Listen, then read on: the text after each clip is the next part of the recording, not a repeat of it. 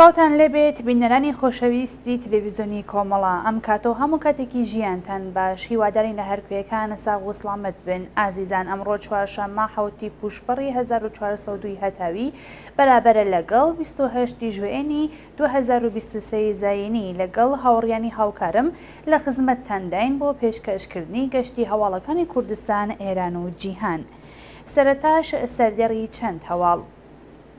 کۆبوونەوەی فەرهەنگیانی خانەنشینکراو لە کرماشان، دەست بەسەرکردنی سێ ئەندامی بنەماڵەیەک لە پیرانشار، نادیاری چارەنووسی هاوڵاتیەکی خەڵکی سەقز لە زیندانی ڕژین، بێبەشکرانی کەماڵ شەریفی لە مافە سەرەتایەکانی لە زیندانی میناب، خۆپشاندانی خەڵک لەسەر هێڵی ئاسنی قەتاری تاران وەرامین، ناڕەزایەتی کرێکارانی شێرکەتی کۆمباین سازی سەهەند لە تۆرێز، کۆبوونەوەی کرێکارانی کارخانەی مادەی خۆراکیەکانی کەیوان لە هەمەدان و کۆبوونەوەی کەم ئەندامان لە بەردەم دەستگای قەزای ڕژیم لە تاران.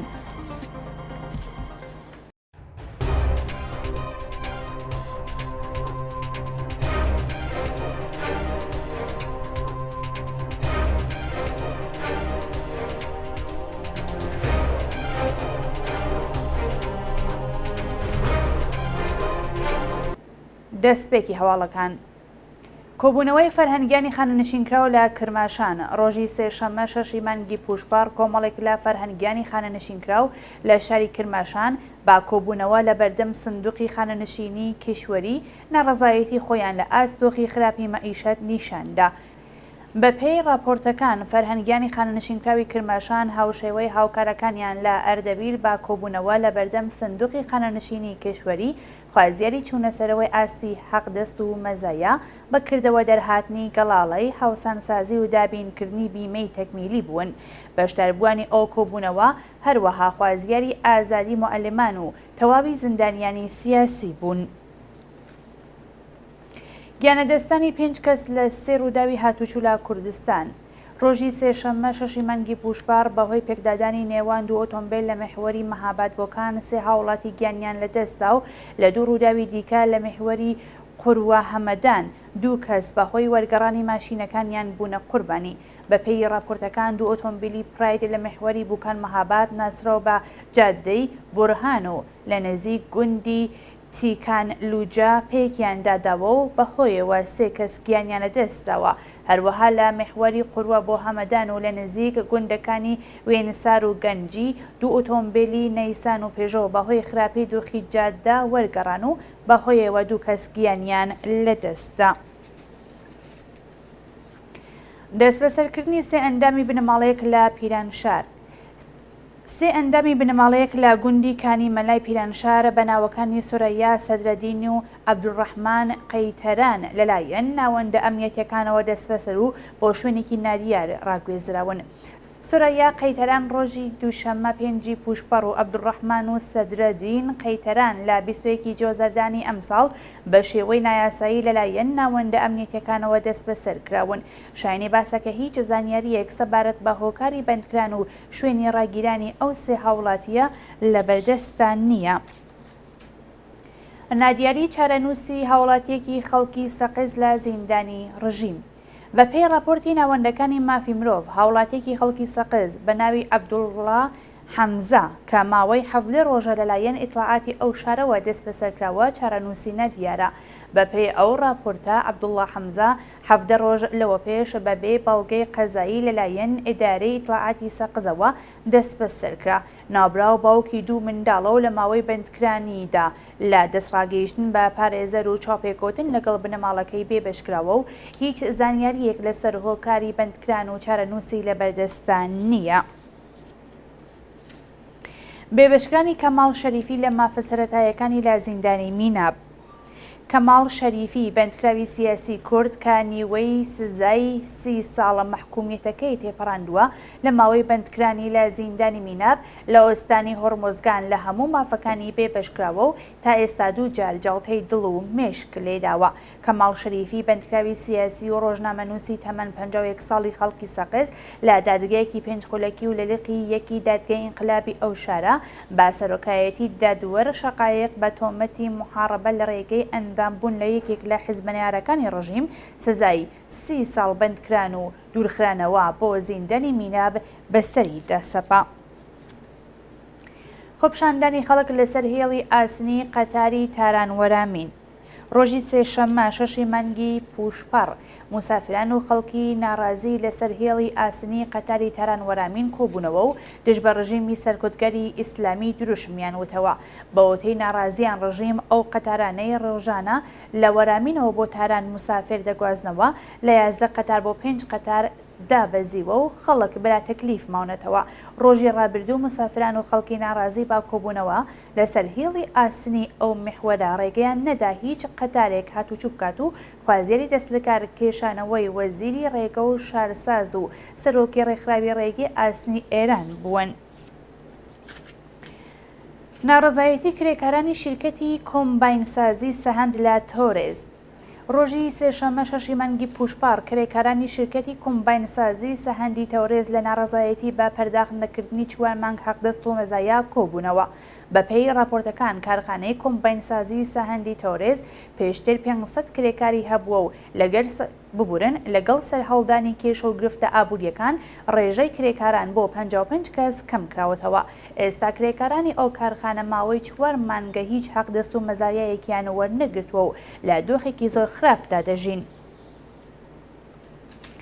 کۆبوونەوەی کرێکارانی کارخانەی مادەی خۆراکیەکانی کەیوان لە هەمەدان. کرێکارانی کارخانەی مادە خۆراکیەکانی کەیوان لە 4 کیلۆمتری هەمەدان ڕۆژی سێشەممە 6 مانگی پوشپەڕ لە ناڕەزایەتی با پێنەدانی 3 بۆ 4 مانگ حەقدەست و مەزایە کۆبوونەوە. بەوەتەی کرێکارانی ناڕازی ئەو کارخانەیە سەر بە هۆڵدینگی داروگەر بووە و کاتێک شرکەتی داروگەر بەهۆی مایەپووچ بوونەوە داخرا دۆخی بەرهەمهێنانی ئەو کارخانەیەش خراپ بوو. ئێستا ماوەی 3 مانگە پرۆسەی وەبەرهێنانە لەو کارخانەیە ڕاگیرەوە و خاوەنکار حەقدەست و مەزایای دواخراوی 58 کرێکاری ئەو ناوەندەی پەرداخت نەکردووە. کۆبوونەوەی کەم ئەندامان لە بەردەم دەستگای قەزای ڕژیم لە تاران. ڕۆژی سێشەممە 6 مانگی پوشپەڕ کۆمەڵێک لە کەم ئەندامانی شاری تاران با کۆبوونەوە لە بەردەم دەفتەری دەستگای قەزای ڕژیم خوازەری بایەخدان با کێشە و گرفتەکانیان بوون. بەشداربووانی ئەو کۆبوونەوە ناڕەزایەتی خۆیان لە ئاست بەکردەوە دەرنەهاتنی گەڵاڵەی 27 یاسای یارمەتی کەم ئەندامان و وەلانانی بودجەی پشتیوانی لە کەم ئەندامان نیشاندا و خوازیاری سەرنجدان بە کێشە و گرفتەکانیان بوون. لەسەر کار دوورخستنەوەی 3 معلم لە سووتانی ئەلبۆرز. لە درێژەی کوشاری ناوەندە ئەمنیەتەکانی ڕژیم بۆ سەر معلمانی ئازادی خواز 3 معلم لە ئۆستانی ئەلبۆرز بە شێوەی کاتی لەسەر کار دوورخرانەوە. شوڕای هاوئاهەنگی ڕێکخراوە سنفیەکانی فەرهەنگیانی ئێران لەو بارەوە ڕایگەاند دەستەی بەدواداچوون بۆ هەڵا ئیداریەکانی کارمەندانی ئاموزش و پەروەرشی ئۆستانی ئەلبۆرز لە بڕیارنامەیەکدا ڕەحمان ئابدینی، لوتفوڵڵا جەمشیدی و غوڵام ئەلی شەهریاری بە شێوەی کاتی لەسەر کار دوورخستوەتەوە.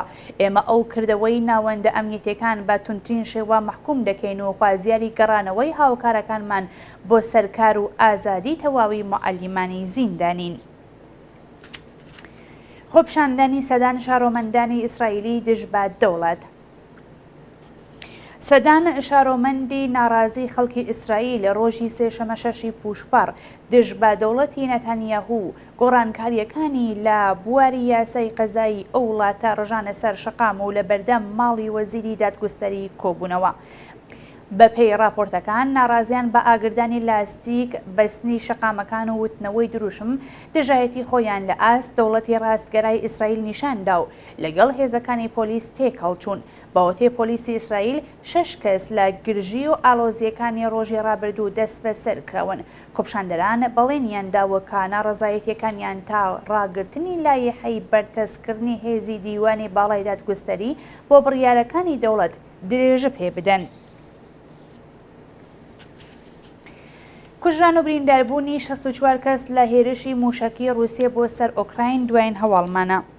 ڕۆژی سێشەممە 6 پوشپەڕ ئەرتەشی رووسیا بە موشەک هێرشی کردە سەر کۆمەڵێک ڕێستۆرانەت و پیتزا فرۆشی لە شاری کراماتۆرسک و بەهۆیەوە 8 کەس کە زۆربەیان ژن و منداڵ بوون گیانیانە دەستاوە و 56 کەسی دیکەش بریندار بوون. بەپێی راپۆرتەکان شاری کراماتۆرسک دوایین شاری گەورەی ئوکراین بە 150,000 جەمعیەت لە نزیک سنووری رووسایە و تەنیا 30 کیلۆمتر لە بەرەکانی شەڕەوە دوورە. ڕۆژی ڕابردوو ئەرتەشی رووسیا لە ڕێگەی موشکەوە هێرشی کردە سەر ناوچەیەکی قەرەباڵغ لەو شارە و بەهۆیەوە دەیان کەس بوونە قوربانی. باوەتەی پۆلیسی ئوکراین تەرمی دەیان کەس لە ژێر ئاوار هێنراونەتە دەرەوە و ئەگەری هەیە ڕێژەی کوژراوەکان بڕواتە سەرەوە.